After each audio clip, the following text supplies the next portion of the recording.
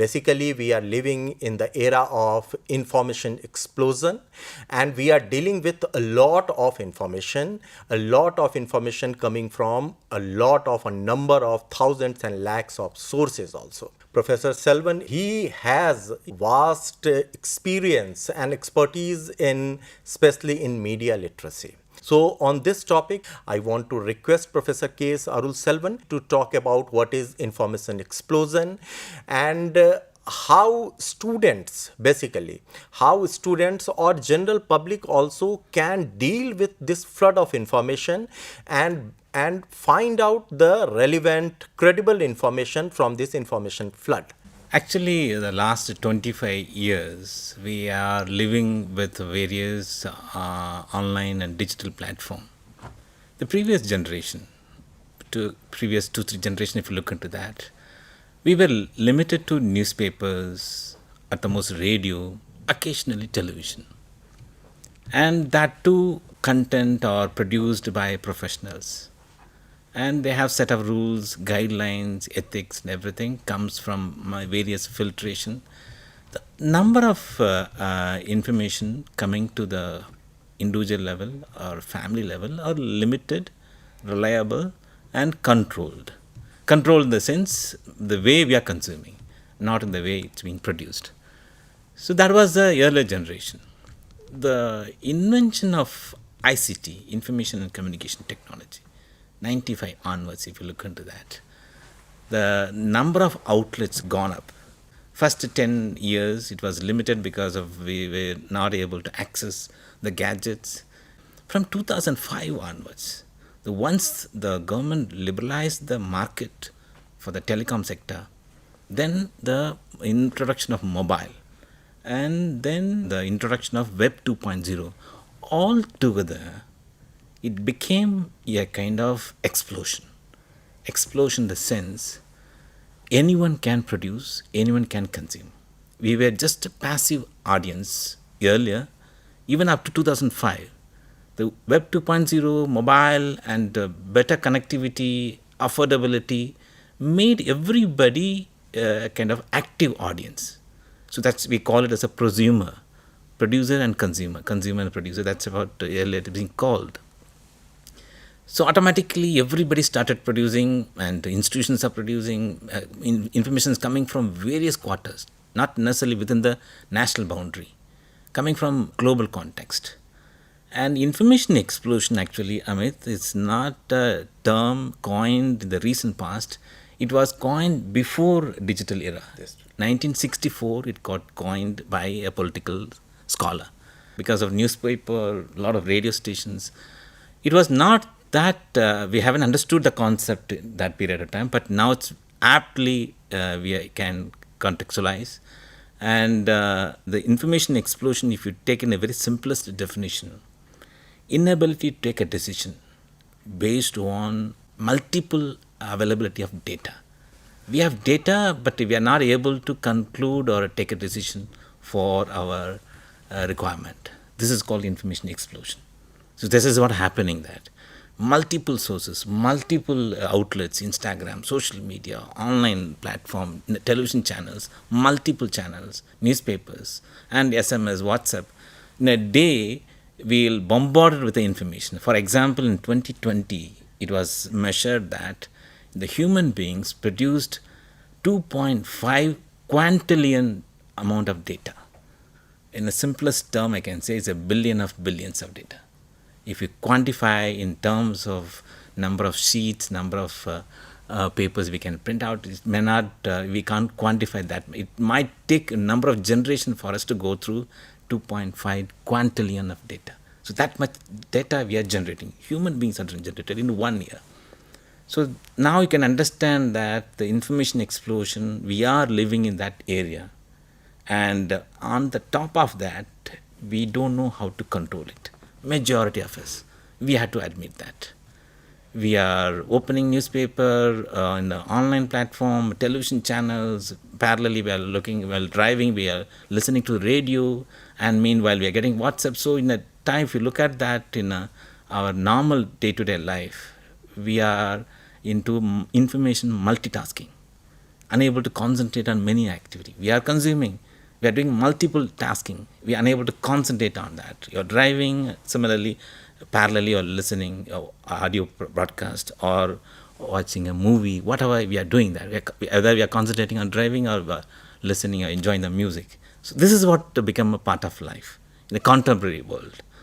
And if you look at the history of media literacy intervention from 1970s onwards, the teaching profession, the educational intervention considered to be one of the strongest intervention in mitigating this kind of information revolution. From the starting from Europe and went to the developing countries, and we are witnessing in many level.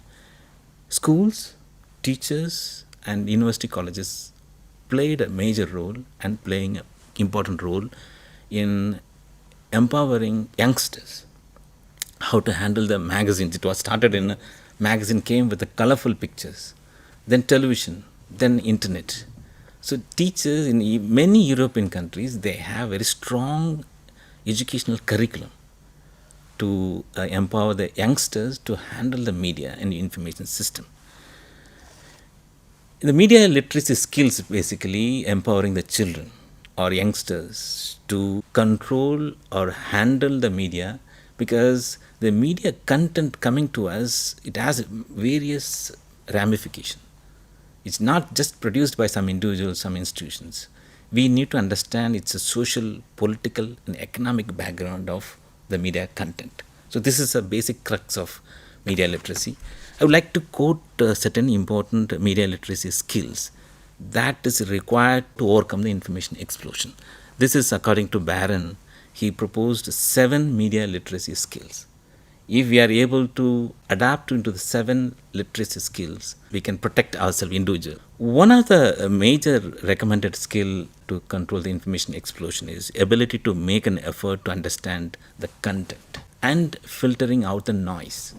You need to make out the difference between what is the noise and what is the actual content.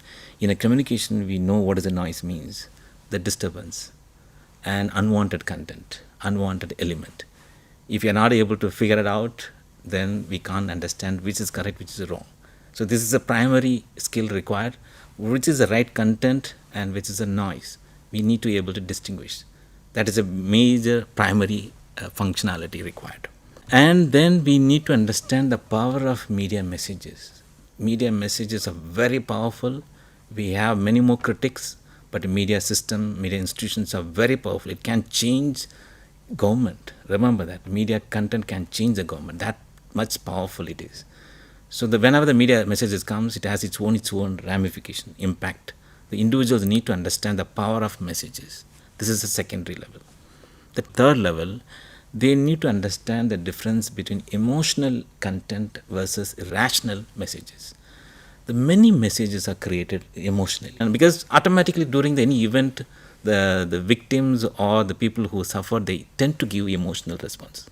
We should not take it as it is. The face value, we should be able to differentiate the emotional and rational messages. The fourth one, we need to understand the development of heightened messages. Many times, many content is being promoted as the top 10 movies. This is a highly rated web series. These are self-promotional content. We should not buy those statements. We need to differentiate whether it's truly popular or not. Many times that is what happens, and we have to be very careful while dealing with that kind of statements. And the fifth one is we need to understand the grammar and the genre of media content. The reason is when there is a documentary on weight loss and there is an advertisement on weight loss, you can understand the difference. Documentary talks about the true facts and actual reality. It presents an actual reality on that. Whereas the advertisements are projected promotional content. We need to find the difference between them. As an individual, I need to know what is the documentary, what is a docudrama, what is advertisement, what is a news program, what is a fictional one, what is a reality. So this much differences we need to understand that. The sixth one is we need to have an ability to think critically about media messages. And every messages are produced reproduced, constructed. Remember that event is happening somewhere, but it's not coming to us directly. Somewhere in between, some reporter or some producer recreates the content and structure it in a text message or video content, and is being consumed by us. So we need to be very careful while reconstructing the messages. May not have 100% objectivity. Somewhere this individual bias might come there. So individuals needs to be very careful about the content produced by media system. The last one is we need to know about the internal language of media content. As Amit, you know about the media system, you can understand the camera angle, the lighting, the text messages, the color, the position. We know the media system, how we are playing with the messages. But the normal people may not have that much understanding that, because every angle or every color, every position, it has its own meaning. We are putting some agenda behind that. So that may not be possible for normal people to understand that. So these are the some of the basic ability that may not be able to develop the skill immediately. The educational intervention is very crucial, as has happened in the last 30-40 years in Europe and is being promoted in many developing countries. And here in India also, CBCS and NCRT taking effort to introduce media curriculum in the school level, and needs to be expanded in a various level. And being a IGNOU in the School of Journalism, we have taken a very active part in promoting media literacy skills. Professor Selvan highlighted what is information explosion and how the media literacy skills can help students to fight with the challenges of information explosion, because information explosion has both advantages as well as challenges also. Thank you, sir.